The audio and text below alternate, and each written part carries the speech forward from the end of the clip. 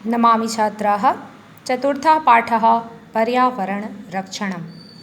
इस पाठ में हम लोगों ने पहले पढ़ा कि पर्यावरण संतुलन बनाए रखने के लिए कौन कौन से घटक कार्य करते हैं। सभी प्राणियों के जीवन का मूल आधार पर्यावरण ही है। पर्यावरण संरक्षण के लिए हमें अधिक से अधिक वृक्षारोपण करना चाहिए, जल शुद्धिकरण का उपाय करना चाहिए। आइए उसके आगे पढ़ते हैं। आधुनिक युगे औद्योगिकीकरणेन वातावरणे सर्वविधं प्रदूषणं भवति। आधुनिक युगे, आज का जो युग है, इस समय में औद्योगिकीकरण के कारण वातावरण में सभी प्रकार के प्रदूषण होते हैं। उद्योगस्थलात् अपशिष्ट पदार्थाः साक्षात् जलाशयादीन प्रत्यागच्छन्ति। उद्योग स्थलों से अपशिष्ट पदार्थ, जो अनावश्यक पदार्थ होते हैं, वे सभी साक्षात जलाशयों में प्रवाहित कर दिए जाते हैं। जलाशय, जो भी जलाशय हैं, नदियाँ, सरोवर, तालाब, उन सब में वो छोड़ दिए जाते हैं। तेन प्रदूषितं जलम मनुष्येषु बहुविध रोगान जनयति। इसके कारण, जिससे प्रदूषित जल मनुष्यों में बहुत प्रकार के रोगों को उत्पन्न करते हैं। पर्यावरण संरक्षणाय जल प्रदूषणम अपि निश्चयेन अवरोधनीयम।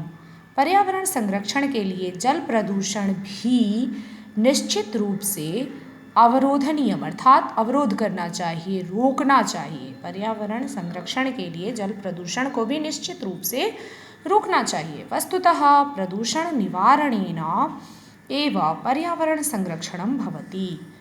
वस्तुतः पर्यावरण को संरक्षित रखने के लिए प्रदूषण निवारण ही एकमात्र उपाय है, मुख्य उपाय है। प्रदूषण निवारण करने से ही पर्यावरण संरक्षण संभव होगा। न केवलम प्रदूषण निवारणमेव अपितु अधिकाधिक वृक्षारोपणम। यहाँ कह रहे हैं कि न केवल प्रदूषण निवारण अपितु अधिक से अधिक वृक्षारोपण, शुद्ध जल संग्रहणम, जलाशयादीनां स्वच्छीकरणम इत्यादिकम अपि पर्यावरण संरक्षणे सहायकं भवति।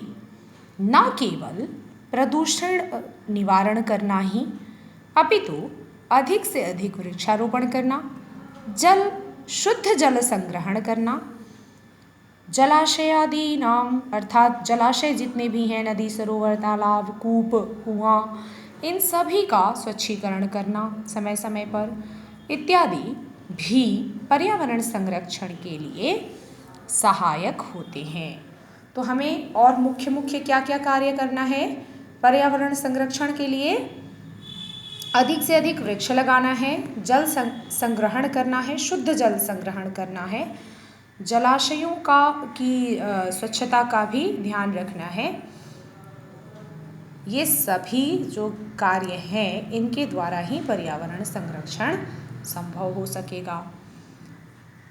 अनुभवति ही मूर्धना पादपः तीव्रमुष्णम, पादपस्तीव्रमुष्णम शमयति परितापम छायया संश्रितानाम। कालिदास जी ने कहा है कि वृक्षः स्वमस्तके तीव्रम उष्णम अनुभवति।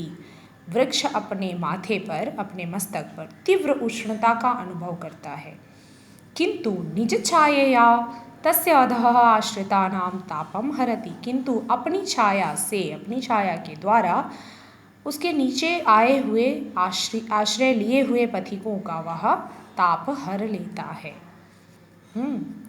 मूर्धना अर्थात अपने मस्तक पर, पादपः वृक्ष जो है वो तीव्र उष्णता का अनुभव करता है, किंतु अपनी छाया से आश्रय लेने वालों का ताप हर लेता है, दूर कर देता है। ये कालिदास जी वृक्ष की महत्ता को बताते हुए